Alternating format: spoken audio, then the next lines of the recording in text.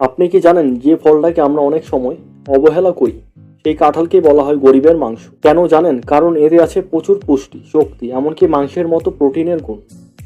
আজকের ভিডিওতে জানবেন কাঁঠালের 10টি অবাক করা উপকারিতা, কারা খাবেন, কারা এড়িয়ে চলবেন, আর অতিরিক্ত খেলে কি ক্ষতি হতে পারে। এটি বুঝে নাও, যেখানে আমরা সহজ ভাষায় কঠিন বিষয় বুঝে নিই। নতুন হলে সাবস্ক্রাইব করুন এবং যারা ফেসবুক থেকে দেখছেন তারা ফলো করতে ভুলবেন না। চলুন শুরু করি।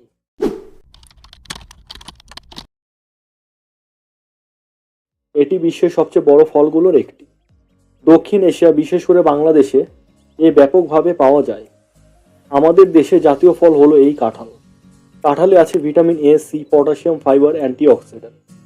এই উপাদানগুলো শরীরের জন্য খুবই গুরুত্বপূর্ণ। কাঁঠালে প্রাকৃতিক সুগার থাকে যা দ্রুত এনার্জি দেয়, রোগ প্রতিরোধ ক্ষমতা বাড়ায়। ভিটামিন সি শরীরকে রোগ থেকে রক্ষা করে, হজম ভালো করে। ফাইবার থাকার কারণে কোষ্ঠকাঠিন্য কমায়, হার্ট ভালো রাখে। পটাশিয়াম ব্লাড প্রেশার নিয়ন্ত্রণে সাহায্য করে, ত্বক সুন্দর করে। অ্যান্টিঅক্সিডেন্ট স্কিনকে তরুণ রাখে, ওজন নিয়ন্ত্রণে সাহায্য করে। ফাইবার বেশি থাকায় বেশি খিদে লাগে না, চোখের জন্য ভালো। ভিটামিন এ দৃষ্টিশক্তি উন্নত করে, হাড় মজবুত করে।